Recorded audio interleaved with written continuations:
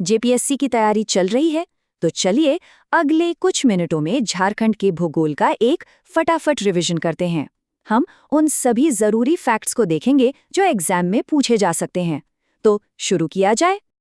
अच्छा, झारखंड की बात हो और खनिजों का जिक्र न हो, ऐसा तो हो ही नहीं सकता। इसकी सबसे बड़ी पहचान यही है, भारत का खनिज भंडार। अब सवाल ये है कि इसे ऐसा कहते क्यों हैं? चलिए इसी सवाल का जवाब ढूंढते हैं। तो इस खनिज भंडार की कहानी को समझने के लिए हम इसे 4 हिस्सों में बांटकर देखेंगे।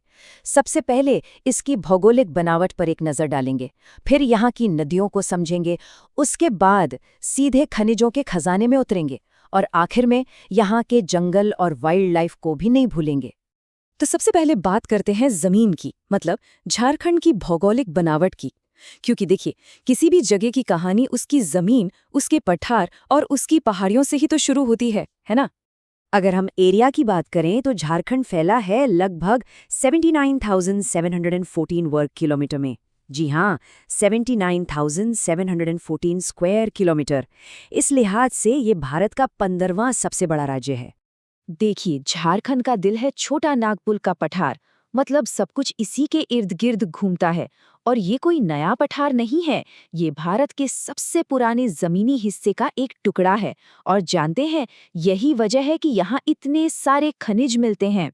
इसके अलावा उत्तर पूर्व में राजमहल की खूबसूरत पहाड़ियाँ हैं और नेतरहाट भी, जिसे छोटा नागपुर की रानी कहते हैं।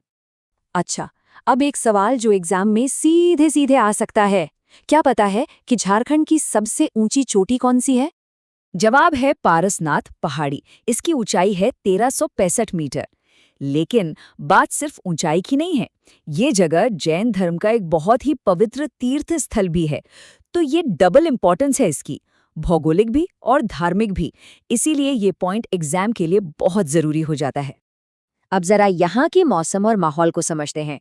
क्लाइमेट है ट्रॉपिकल मॉनसून, सीधी भाषा में कहें तो गर्मी और खूब बारिश। और इसी बारिश का नतीजा है कि राज्य का करीब करीब 30% हिस्सा जंगलों से ढका है। कौन से जंगल? ज्यादातर साल और बांस के। और मिट्टी? वो है लाल मिट्टी, जो कि पठारी इलाकों की खास पहचान होती है।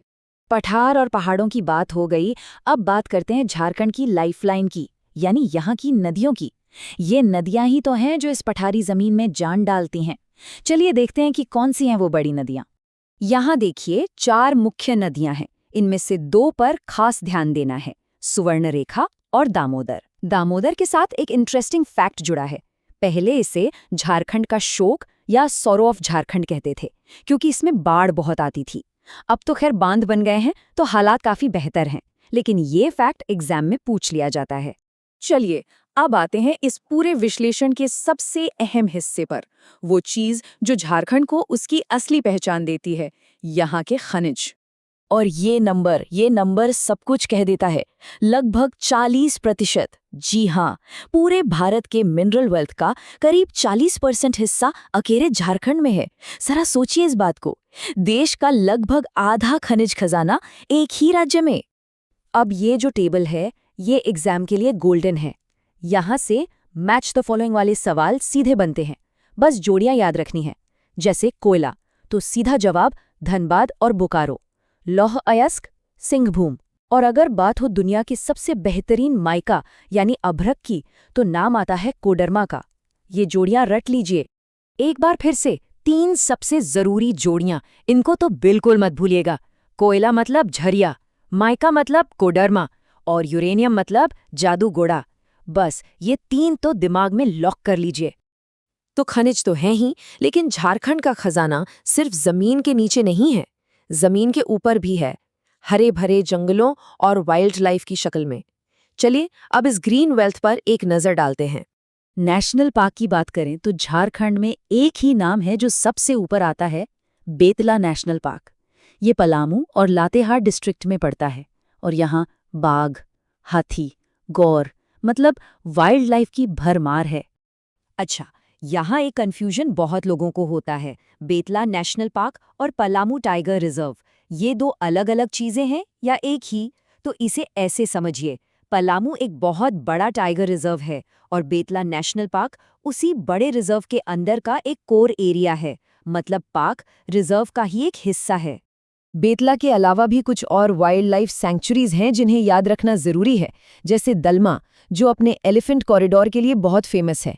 हजारीबाग वाइल्ड लाइफ सैंक्चुरी है, और एक बहुत खास है महुआ डांड वुल्फ सैंक्चुरी, जो इंडियन वुल्फ के लिए जानी जाती है। और हाँ, साहिबगंज में उधवा लेक बर्ड सैंक्चुरी भी है, जहां प्रवासी पक्षी आते हैं।